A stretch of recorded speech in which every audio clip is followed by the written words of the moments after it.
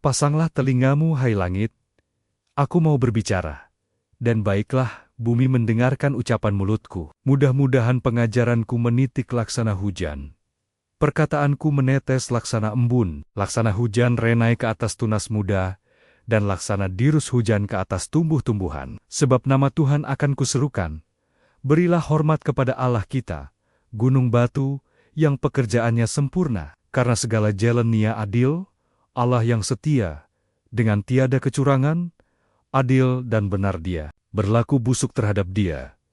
Mereka yang bukan lagi anak-anaknya, yang merupakan noda, suatu angkatan yang bengkok dan belat-belit. Demikianlah engkau mengadakan pembalasan terhadap Tuhan, hai bangsa yang bebal dan tidak bijaksana. Bukankah Ia, Bapamu yang mencipta engkau, yang menjadikan dan menegakkan engkau? Ingatlah kepada zaman dahulu kala, perhatikanlah tahan-tahan keturunan yang lalu.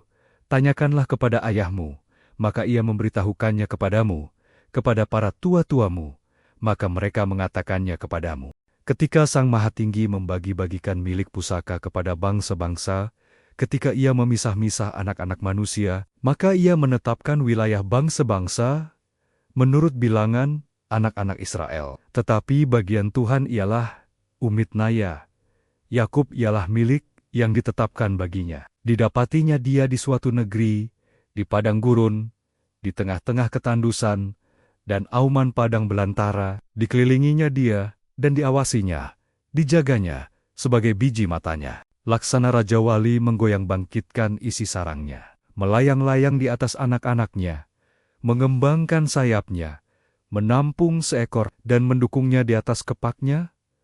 Demikianlah Tuhan sendiri menuntun dia, dan tidak ada Allah asing menyertai dia. Dibuatnya dia berkendaraan mengatasi bukit-bukit di bumi, dan memakan hasil dari ladang. Dibuatnya dia mengisap madu dari bukit batu, dan minyak dari gunung batu yang keras. Dadih dari lembu sapi dan susu kambing domba, dengan lemak anak-anak domba. Dan domba-domba jantan dari Bazan dan kambing-kambing jantan, dengan gandum yang terbaik. Juga darah buah anggur yang berbuih engkau minum. Lalu menjadi gemuklah Yeshurun, dan menendang ke belakang, bertambah gemuk engkau, gendut dan tambun, dan ia meninggalkan Allah yang telah menjadikan dia, ia memandang rendah gunung batu keselamatannya. Mereka membangkitkan cemburunya dengan Allah asing, mereka menimbulkan sakit hotinia, dengan dewa kekejian.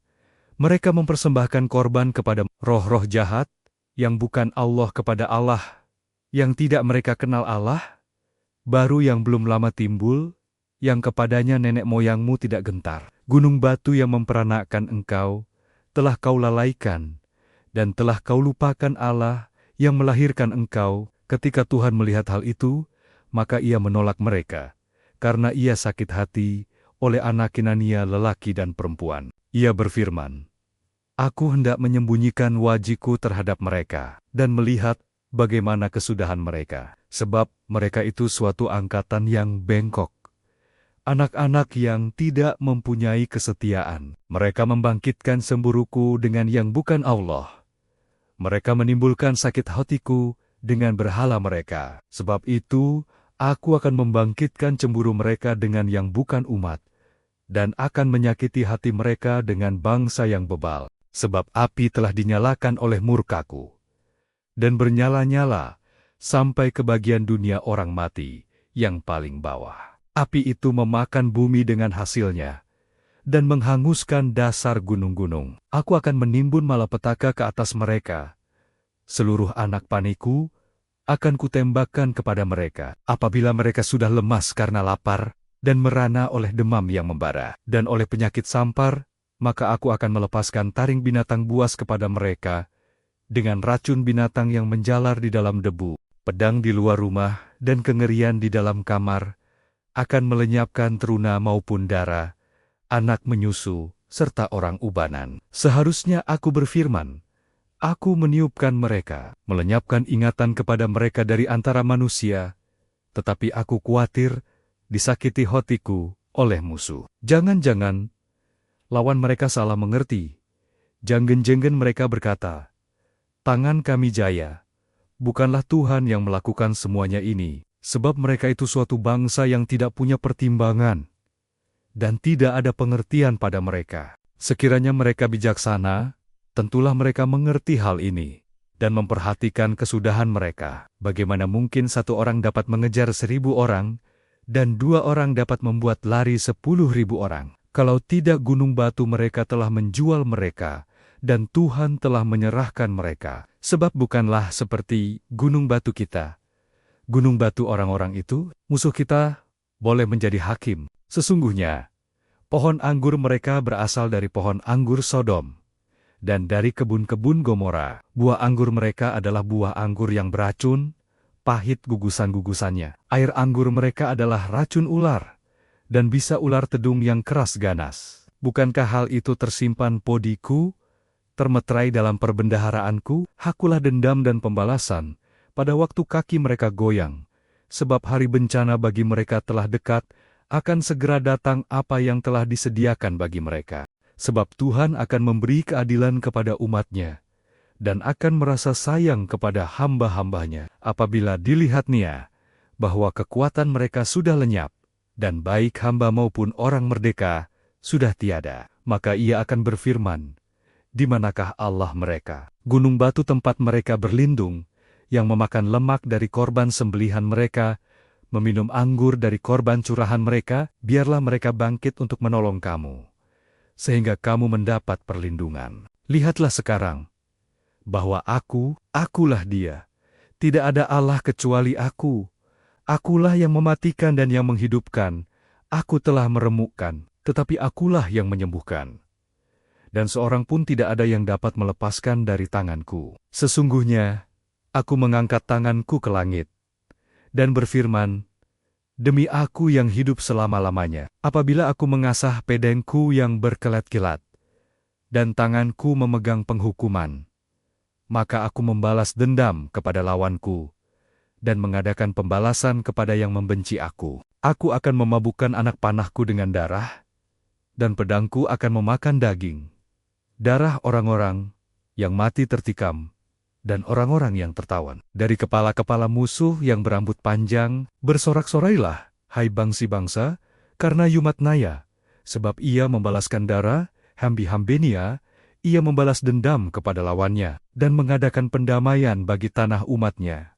Lalu datanglah Musa bersama-sama dengan Yosua bin Nun, dan menyampaikan ke telinga bangsa itu segala perkataan nyanyian tadi. Setelah Musa selesai menyampaikan segala perkataan itu kepada seluruh orang Israel, berkatalah ia kepada mereka, perhatikanlah segala perkataan yang kuperingatkan kepadamu pada hari ini, supaya kamu memerintahkannya kepada anak-anakmu untuk melakukan dengan setia segala perkataan hukum Taurat ini. Sebab perkataan ini bukanlah perkataan hampa bagimu, tetapi itulah hidupmu. Dan dengan perkataan ini akan lanjut umurmu di tanah, kemana kamu pergi, menyeberangi sungai Yordan untuk mendudukinya. Pada hari itulah juga Tuhan berfirman kepada Musa, naiklah ke atas pegunungan Abarim, ke atas gunung Nebo, yang di tanah Moab, di tentangan Yerikho, dan pandanglah tanah Kanaan yang kuberikan kepada orang Israel menjadi miliknya. Kemudian engkau akan mati di atas gunung yang akan kau naiki itu, supaya engkau dikumpulkan kepada kaum leluhurmu, sama seperti Harun, kakakmu, sudah meninggal di gunung Hore, dan dikumpulkan kepada kaum leluhurnya. Oleh sebab kamu telah berubah setia terhadap Aku di tengga-tengga orang Israel, dekat mata air, Meriba di Kades, di padang gurun Zin, dan oleh sebab kamu tidak menghormati kekudusanku di tengah-tengah orang Israel. Engkau boleh melihat negeri itu terbentang di depanmu, tetapi tidak boleh masuk ke sana, ke negeri yang kuberikan kepada orang Israel. Inilah berkat yang diberikan Musa, abdi Allah itu, kepada orang Israel, sebelum ia mati. Berkatalah ia, Tuhan datang dari Sinai, dan terbit kepada mereka dari Seir. Ia tampak bersinar dari pegunungan Paran, dan datang dari tengga-tengga, puluhan ribu orang yang kudus. Di sebelah kanannya tampak kepada mereka api yang menyala. Sungguh ia mengasihi umat-Nya, semua orangnya yang kudus, di dalam tengon mula mereka, pada kaki mula mereka duduk, menangkap sesuatu dari firman-Mu. Musa telah memerintahkan hukum Taurat kepada kita, suatu milik bagi jemaah Yakub, ia menjadi raja, di Yeshurun. Ketika kepala bangsa datang berkumpul, yakni segala suku Israel bersama-sama, biarlah Ruben hidup dan jangan mati. Tetapi, biarlah orang-orangnya sedikit jumlahnya. Dan inilah tentang Yehuda, katanya. Dengarlah ya Tuhan, suara Yehuda dan bawalah dia kepada bangsanya. Berjuanglah baginya dengan tenggemu, dan jadilah engkau penolongnya melawan musuhnya. Tentang Lui ia berkata, biarlah Tumim dan Urimmu menjadi kepunyaan orang yang kau kasihi, yang telah kau coba di masa, dengan siapa engkau berbantah dekat mata air Meriba, yang berkata tentang ayahnya, dan tentang ibunya, aku tidak mengindahkan mereka. Ia yang tidak mau kenal saudara-saudaranya, dan acuh tak acuh terhadap anak-anaknya. Sebab orang-orang Lui itu berpegang pada firman-Mu, dan menjaga perjanjian-Mu, mereka mengajarkan peraturan-peraturan-Mu kepada Yakub, hukum-Mu kepada Israel. Mereka menaruh ukupan wangi wanjen di depan-Mu, dan korban yang terbakar seluruhnya di atas mezbah-Mu. Berkatilah, ya Tuhan, kekuatannya dan berkenanlah kepada pekerjaannya. Remukanlah pinggang orang yang melawan dia, dan yang membenci dia, sehingga mereka tidak dapat bangkit. Tentang Benyamin, ia berkata, kekasih Tuhan, yang diam padanya, dengan tenteram, Tuhan melindungi dia setiap waktu, dan diam di antara laring-laring gunungnya. Tentang Yusuf ia berkata, kiranya negerinya diberkati oleh Tuhan dengan yang terbaik dari langit, dengan air embun, dan dengan air samudra raya yang ada di bawah, dengan yang terbaik dari yang dihasilkan matahari, dan dengan yang terbaik dari yang ditumbuhkan bulan, dengan yang terutama dari gunung-gunung yang sejak dahulu, dan dengan yang terbaik dari bukit-bukit yang berabad-abad, dan dengan yang terbaik dari bumi serta segala isinya, dengan perkenanan dia yang diam dalam semak duri. Biarlah itu semuanya turun ke atas kepala Yusuf, ke atas batu kepala orang yang teristimewa di antara saudara-saudaranya. Anak sulung lembu sapinya adalah kegemilangannya, dan tanduk-tanduknya seperti tandak-tandak lembu hutan. Dengan itu ia akan menanduk bangsa-bangsa seluruh bumi, dari ujung ke ujung. Itulah orang Efraim yang puluhan ribu, dan itulah orang Manasye yang ribuan. Tentang Zebulun ia berkata, bersukacitalah, hai Zebulun, atas perjalanan-perjalananmu, dan engkau pun, hai Isahar, atas kemah-kemahmu. Bangsa-bangsa akan dipanggil mereka datang ke gunung, di sanalah mereka akan mempersembahkan korban sembelihan yang benar, sebab mereka akan mengisap kelimpahan laut dan harta yang terpendam di dalam pasir. Tentang Gad ia berkata, terpujilah dia yang memberi kelapangan kepada Gad, seperti singa betina ia diam dan menerkam lengan, bahkan batu kepala. Ia memilih bagian yang terutama, sebab di sanalah tersimpan bagian panglima. Ia datang kepada para kepala bangsa itu. Dilakukannya kebenaran Tuhan, serta penghukuman Nia bersama-sama dengan orang Israel. Tentang Dan ia berkata, adapun Dan ialah anak singa yang melompat keluar dari Bazan. Tentang Naftali ia berkata, Naftali kenyang dengan perkenanan dan penuh dengan berkat Tuhan. Milikilah Tasik dan wilayah sebelah selatan. Tentang Asher ia berkata, diberkatilah Asher di antara anak-anak lelaki. Biarlah ia disukai oleh saudara-saudaranya, dan biarlah ia mencelupkan kakinya ke dalam minyak. Biarlah dari besi dan dari tembaga palang pintumu, selama umurmu kiranya kekuatanmu. Tidak ada yang seperti Allah, hai Yeshurun. Ia berkendaraan melintasi langit sebagai penolongmu, dan dalam Kogeyonia melintasi awan-awan. Allah yang abadi adalah tempat perlindunganmu, dan di bawahmu ada lenggen-lenggen yang kekal. Ia mengusir musuh dari depanmu dan berfirman, punahkanlah, maka Israel diam dengan tentram, dan sumber Yakub diam, tidak terganggu di dalam suatu negeri yang ada gandum dan anggur. Bahkan langitnya menitikan embun. Berbahagialah engkau, hai Israel, siapakah yang sama dengan engkau, suatu bangsa yang diselamatkan oleh Tuhan, perisai pertolongan dan pedang kejayaanmu. Sebab itu musuhmu akan tunduk menjilat kepadamu, dan engkau akan berjejak di bukit-bukit mereka. Kemudian naiklah Musa dari dataran Moab ke atas gunung Nebo, yakni ke atas puncak Pisgah, yang di tentangan Yeriho. Lalu Tuhan memperlihatkan kepadanya seluruh negeri itu, daerah Gilead, sampai ke kota dan seluruh Naftali, tanah Efraim dan Manasye, seluruh tanah Yehuda sampai laut sebelah barat, tanah Negeb, dan lembah Yordan, lembah Yeriho, kota pohon korma itu, sampai Zoar, dan berfirmanlah Tuhan kepadanya, inilah negeri yang kujanjikan dengan sumpah kepada Abraham, Ishak dan Yakub. Demikian, kepada keturunanmu lah akan kuberikan negeri itu. Aku mengizinkan engkau melihatnya dengan matamu sendiri, tetapi engkau tidak akan menyeberang ke sana. Lalu matilah Musa, hamba Tuhan itu, di sana di tanah Moab, sesuai dengan firman Tuhan. Dan dikuburkannyalah dia di suatu lembah di tanah Moab, di tentangan Bet Peor, dan tidak ada orang yang tahu kuburnya sampai hari ini.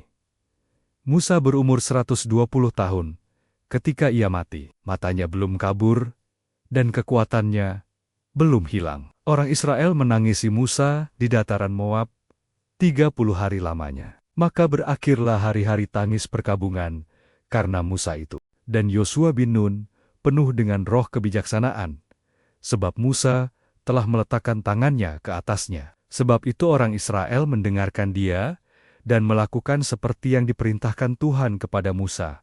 Seperti Musa yang dikenal Tuhan dengan berhadapan muka, tidak ada lagi nabi yang bangkit di antara orang Israel. Dalam hal segala tanda dan mujizat yang dilakukannya atas perintah Tuhan di tanah Mesir terhadap Firaun dan terhadap semua pegawainya dan seluruh negerinya, dan dalam hal segala perbuatan kekuasaan dan segala kedahsyatan yang besar yang dilakukan Musa di depan seluruh orang Israel.